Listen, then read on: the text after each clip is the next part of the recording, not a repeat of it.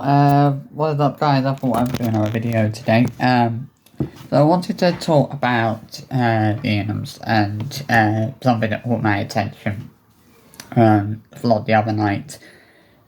Sarah was, saying about how much Jason and Mila were enjoying playing with the other kids, with the rabbit kids. And I just sat there and I thought to myself, well, you think about it, right?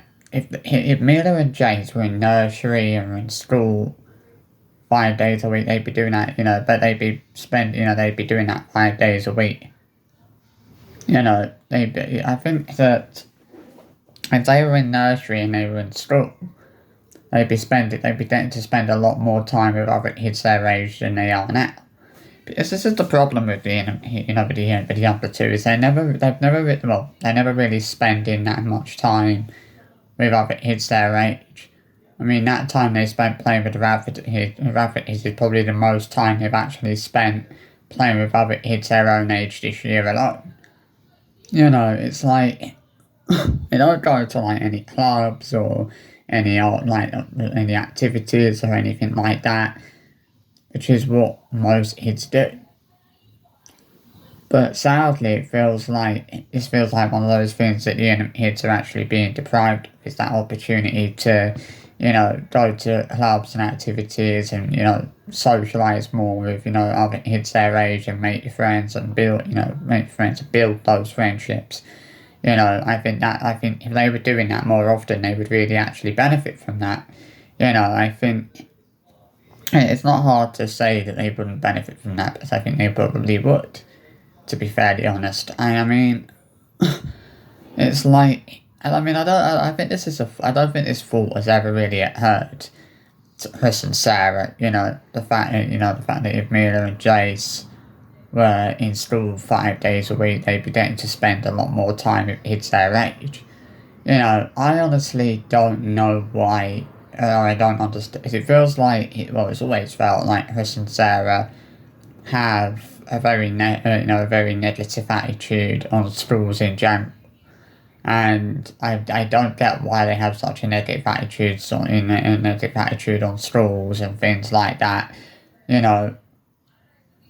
It's actually hilarious. I mean, I don't know what else to say. I think obviously it's been interesting seeing the Radfords getting a lot of backlash for having, Chris around their kids.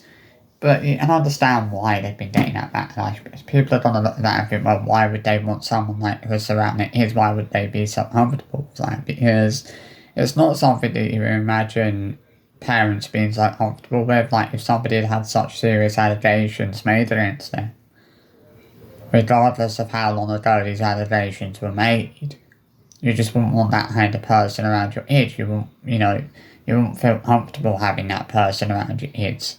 That's not something that any decent parent would be comfortable with. But as I said before, Chris has obviously probably spun them that, told the Radfords, this bullshit about the allegations not being true and blah blah and yada yada yada. Which is why they were happy to have him around. He's probably told them this bullshit about the allegations not being true. At the end of the day, probably one of the biggest mistakes the Radfords ever made, having Chris around their kids. I think it has caused some people, not everyone, but it has caused some people to lose respect for them. And I don't think it's hard to see why people have really lost respect for them and not happy with them kind of being so friendly with the inghams and allowing Chris to be around their kids. I think a lot of people would look at that and think it was a bit, it wasn't the most sensible thing to do. Because it's not really the most sensible thing to do. Not by a long shot. I'm not trying to be negative on this, just so that people are aware of that, but I think, there's a certain way of looking at things, and I don't know what else to say. I think it was, one of the silliest things the Radfords have ever done. I bet the inghams thought that them being on holiday with the Radfords would get their views up. It didn't. You think about it, right? The kids would be able to spend more time with kids their own age, and Sarah weren't going away so often. You know, when I think about this whole homeschooling thing, I often wonder, whether it was something that the girls really, like, kids really wanted, like, Isabel, Isla and Esme, was that something they really wanted? Or did Chris and Sarah kind of make them think that that is what they wanted? I wouldn't mind betting that Chris and Sarah were more, were more kind of happier about his being home educated than his were themselves. I mean, we all know why, obviously, we know why Isabel was taken out of school.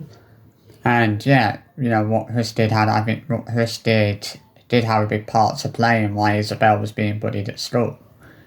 I don't think that it was the main reason. I mean, I think it was one of the reasons why she was being bullied, but I don't think it was the main reason. I think that obviously you also got to think about the fact that, she was potentially being bullied for being in the vlogs full stop. People obviously from her school might have seen their vlogs and were maybe making fun of Isabel because of that. I don't know. But I do think I don't know if it's really fair to say that if Chris hadn't done what he'd done, Isabel wouldn't have been getting bullied. It all depends. But I don't think I think if she wasn't appearing in the vlogs, I think if they hadn't been vlogged in or whatever, I don't think she'd have been getting bullied, as people would have had no reason to bully her. And I think obviously it is fair to say that a lot of the bullying was down to what Chris did. As people had obviously found out about what he did, they'd seen that online, and they've read the articles about it, and they were probably obviously giving Isabella a lot of grief, for that, as of what her dad did. Obviously, I mean, Chris and Sarah have never admitted that that is the reason why she was being bullied, but I think we all know it probably was. I think we all know that it was something that probably had a big part to play. In fact, a very big part to play in why Isabel was being bullied the way that she was was partly to do with that. But yeah, I did kind of laugh when Sarah was saying about how much, about the fact that Jason Miller enjoying spending so much, spending time with kids their age, playing with, the Radford kids, and I just thought to myself, well, hold on a minute, they'd be doing that in school 5 days a week, a nursery, like, just imagine, I mean, I can't imagine, maybe Jason Miller would be happier if they, I mean, it's the thing is with Jason Miller, it's like they've never actually been given that choice as to whether they went to school, or whether they were homeschooled. But, it's a crazy situation. As I said, I'm not surprised that Sue and Noel are getting so much backlash for, being so friendly with the Inghams and for allowing us to be around their kids. And I knew as soon as the vlogs ran out, I knew that it could potentially have a negative, effect on the Radfords, because I knew people weren't going to be happy with the fact that the Radfords were being so friendly with the Inghams. People weren't going to be, people were going to criticise them for that, or were going to kind of hold them out for that a little bit, which is what has ultimately happened. I mean, obviously,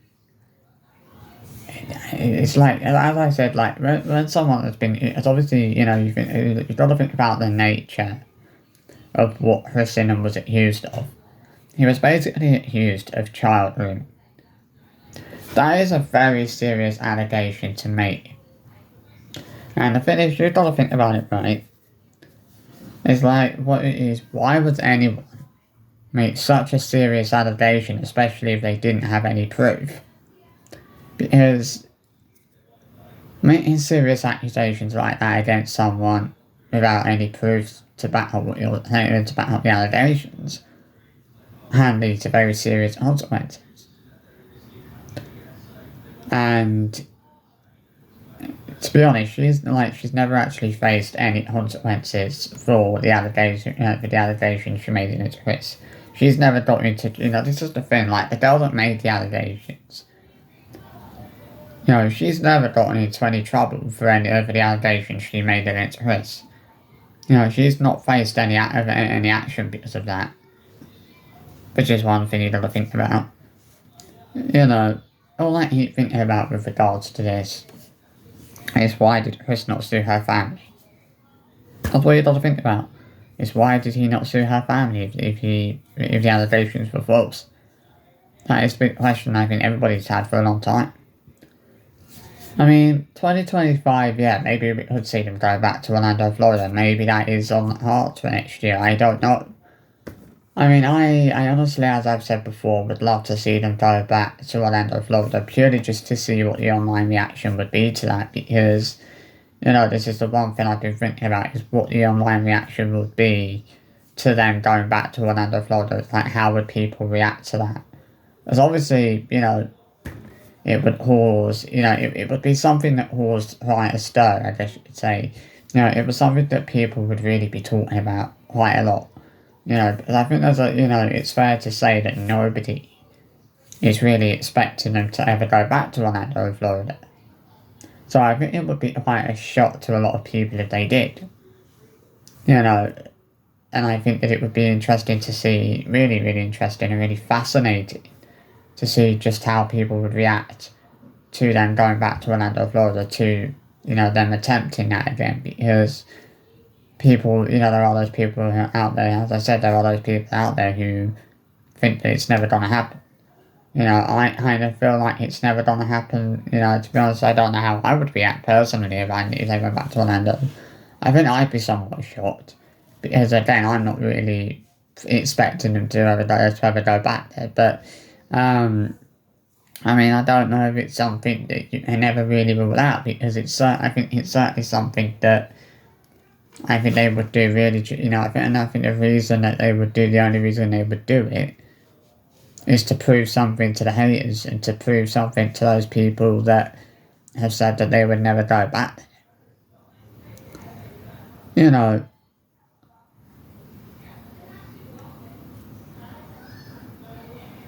It's like, I mean, is it more of a case of like they can't go back there? But at the end of the day, if he's not done anything wrong, as he's claimed he hasn't, then there's no reason why they wouldn't be allowed to go back. There wouldn't be any reason why they would get into any trouble if they were to return to Orlando, Florida. Especially, if he hasn't done anything wrong.